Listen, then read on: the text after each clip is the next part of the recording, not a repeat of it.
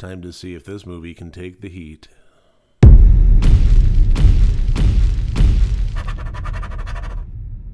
Hello and welcome to Rotted Review of the Day, and today I am taking a look at the 2020 movie Sunburn.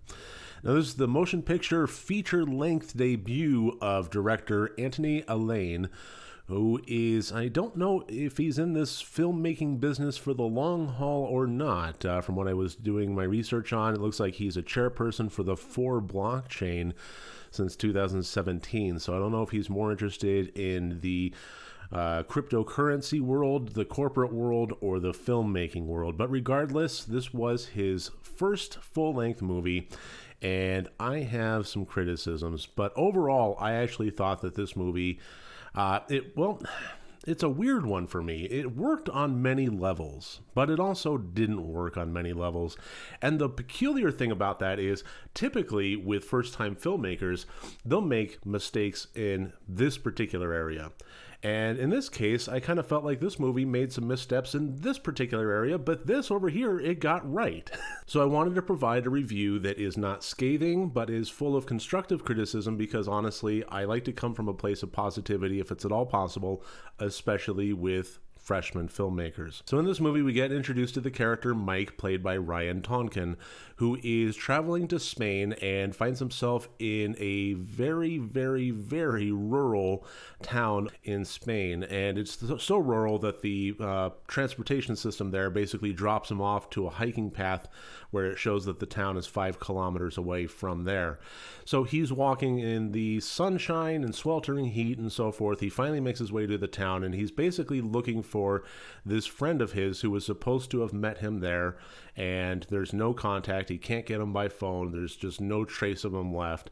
So he's in this very remote, very isolated town in a foreign country that he does not speak the language of, as he basically is traveling and trying to find his friend. And in doing so, he runs across a young woman by the name of Lucia, played by Helena Antonio, and the movie kind of takes off from there as far as their relationship interacting with one another while Mike is trying to find his friend. That's pretty much the rest of the movie. Now, there's a lot of great tone and great mystery that get developed here. That was one of the reasons I honestly picked this, is because on IMDb, this had 2 meta tags associated with it with genre, horror and mystery, and that was perfectly what I was in the mood for. I wanted a horror movie and I wanted a good mystery, and this had a good sense of mystery about it. Horror, I would say that this movie, one of the things it did right that was more difficult that a lot of people do wrong is it established a great sense of dread. This had a lot of little cues in camera work and so on that really did establish an isolationist, dread-filled experience that even before Mike knew he was in danger, we knew he was in danger. So as we're watching the character plod through things, it kind of does it kept me on the edge of my seat at the very least. It's at least towards the beginning, but then we had some pitfalls. Now, one of the things this movie didn't do very well was dialogue, and that's honestly one of the trickier things, especially for a first-time filmmaker that's also writing, producing, and directing their own movie. And it just kind of comes down to it has to work on so many levels. The writing, the delivery of it, which is kind of a coordination between the actors and the directors. The actors, producing the performance that the directors are instructing them to give. And I don't know exactly where the fault lied with this one. I don't think it was necessarily the writing. I didn't really notice anything in the writing that was too awful groany about this one. And I don't want to come down on Ryan Tonkin as an actor. I thought there were a lot of parts of his performance, the subtle parts of his performance, that worked pretty well. It's just dialogue really kind of felt stilted, and I don't think it really came from Helena Antonio's side of things. It definitely felt more like the character of Mike was not very natural in the conversing part of his character, which unfortunately was a big part of his character. So I'm not going to say that Ryan Tonkin was a bad actor. I'm just saying that as far as the all the tools in the tool bag of an actor's job.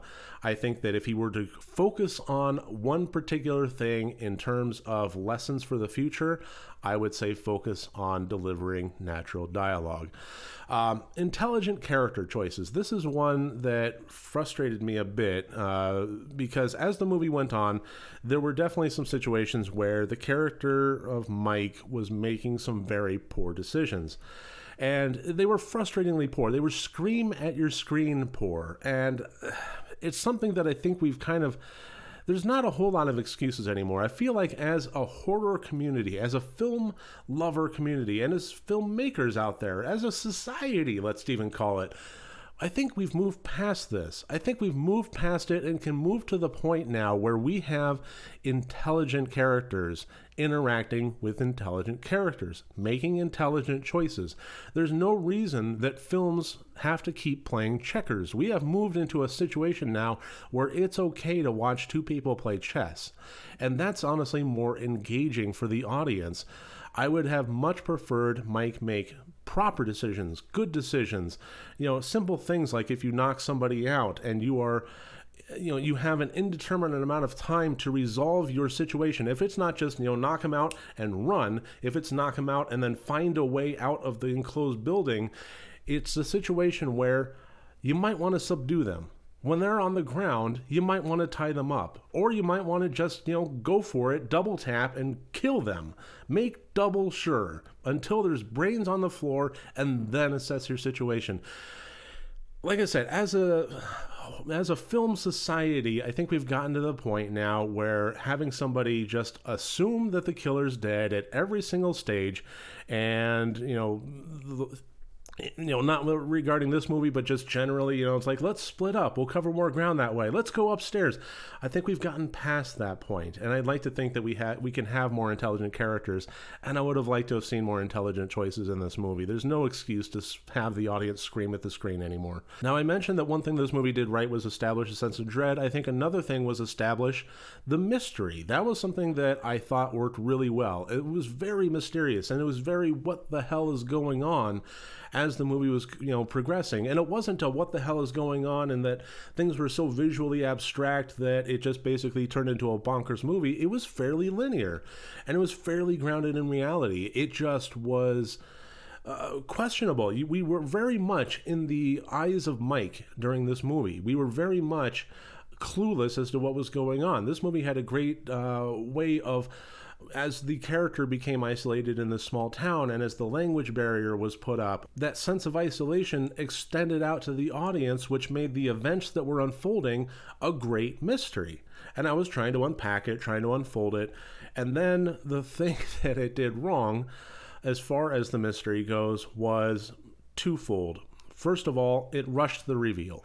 The reveal, I'm going to avoid spoilers as much as I can here, but what I will say is the reveal does wait towards about the very end, and then it just kind of all blurts out. Which, okay, fine. Some mysteries do that. Some mysteries will have the detective standing in the parlor with everybody around them. Now I'm going to tell you how the killer did it. Sometimes that happens. Okay. It didn't feel very natural in this case. That's, I think, my main criticism, but it did just kind of blur the whole reveal of what the mystery and what the hell was actually going on in this movie. And the worst thing was, as far as the reveal of the mystery goes, I just didn't think it was really that interesting. So, I mean, if you're going to develop a good mystery and get the audience on board, I think the worst thing that you can do is actually have the reality of what's going on be kind of meh. It's something that as the mystery is going, I kind of figured, well, it could be this, but that would be pretty lackluster. And as far as this movie goes, I had that exact thought several times as the movie was going on. I'm like, well, it could be that, but that's been done to death and it's not terribly interesting. It's like, oh, it was that. As far as how the movie resolved itself, I was a little bit deflated. And that's honestly, as far as a mystery goes, one of the worst feelings you can walk away from a movie with. And the last thing, as far as constructive criticism goes, I know it sounds like I'm reaming this movie. It's really not my intention to do that. I honestly think that there were a lot of good, positive points about this film. But like I said, just coming at it from a point of constructive criticism, the last thing I want to point out is there is a lot going on in terms of a plot device in this movie that I think could have been better utilized. It's in the title of the movie. It's in the tagline of the movie, Fear the Light. It's in some of the opening segments as the character of Mike gets a nasty sunburn on him. Now, one thing I always say as far as horror goes is isolate the terror. If you're in a haunted house, the characters are trapped inside. If it's a situation like The Ring, then the curse is following them and only them, and I think that's the scenes of having them view their distorted faces on the television screens. It kind of really isolates the terror. It's just contained to them. Nobody from the outside can have any influence of any positive nature on this. They are trapped. That's important. Trap the characters. And as far as the isolated town and the language barrier, I think we really got to a certain point there with Mike. And it worked up to a degree. But the overall theme of this movie was largely ignored as far as that went. And I think, it entered into it as far as some elements. They hinted at it, they alluded to it, but I really think they could have really hammered it home. By that, I mean that it's sweltering. The sun is out and shining bright in the middle of summer, and the character is suffering for it. In terms of a mild sunburn, and from what he's told is sunstroke. But I think they really could have gone a lot further with it as far as why he couldn't escape this town and make the 5-kilometer journey back to the road and then hopefully pick up a bus. The sun itself could have done it. The movie's called Sunburn. I would have liked to have seen some decent body effects going on where not only did he get sunburn with a little patch of red on his below his sleeves, but I would have liked to have seen some blistering, some real like filled with pus and coming out, and just like have skin peeling and all sorts, and lips cracked. I would have loved to have seen the effects of that basically made it so that not only are you isolated in this town, not only are you trapped by this one particular character, not only do you have the language barrier to overcome, but step outside the door and there's no way you're making it 0.5 kilometer, much less 5. So I think that's something that really could have been addressed a little bit better as far as the theme of the movie. Like I said, it's in the title. It's Sunburn. It's in the tagline. It's Fear the Light. It's in the beginning segment. They give him a sunburn. It kind of gets addressed but I really think it could have been utilized, fully utilized, and I really don't think that it was. So that's my constructive criticism of the movie. At this point, I'm going to go and throw up all the scores. As always, 4 different categories, each one worth up to 25 points for a total possible score of 100 points. And I kind of wound up in a place of middle of the road to slightly subpar on most areas here.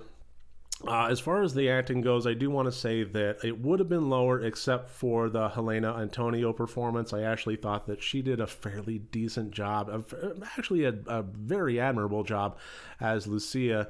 I thought that the character was sold extraordinarily well, and various aspects of the character as more of her was revealed. The technical, I thought, gets the big mark on this one, and that's mostly due to establishing that sense of dread and establishing the isolated nature of what Mike was going through. That's some really fantastic camera work, lighting work, sound design, editing, the whole bit. That's something that is tricky, and this movie did right. It's usually, like I said earlier, that's usually where most freshman movies will trip on their own shoelaces and fall flat on their face, and this movie didn't do that. I would have liked to have seen it fleshed out better, but it set the stage very well, and I have to give it some pretty major technical kudos points to that. I really, like I said, I do wish we had seen some more effects. I wish we had seen some more body effects, some more practical effects, something regarding the sunburn. When it did come down to violence, it really kind of felt a little bit pulled back, a little bit, we're not going to show you what's going on. And I would have liked to have seen it, honestly. I mean, maybe that's just the gore hound in me, but I would have liked to have seen some decent kills on camera, that kind of thing. So I don't know. It felt a little wishy-washy on that front, but even so, what was put to screen on a technical level, I have to give some high marks to, and that gives us a total score of 50 out of 100 points. Would I recommend this movie? I would say probably not. In all honesty, I would say probably not, except from more of a studious standpoint, more of a, do you see what I see in this film, and kind of studying it and kind of being a little bit more academic about it, breaking it down like I did. I think it's an interesting watch as far as figuring out what works, what doesn't, and why. But if you just want a roller coaster ride or a thrill ride or a great horror movie or a great mystery movie with a fantastic reveal, I'm afraid it's going to let you down a little bit. And on that basis, I can't say that I recommend it. Unfortunately, I would have liked to have. And how the movie started, I was on board with doing so. It just kind of, it didn't get there in the end. But that should about do it. That's my review of 2020's Sunburn. I really thank you for joining me here today. I look forward to seeing you next week. If you like this video, please click like and subscribe. And if you want to support me further, my Patreon and my merchandise storefront links are below. Remember, next time you want to watch a horror movie, first make sure that it's good and rotted.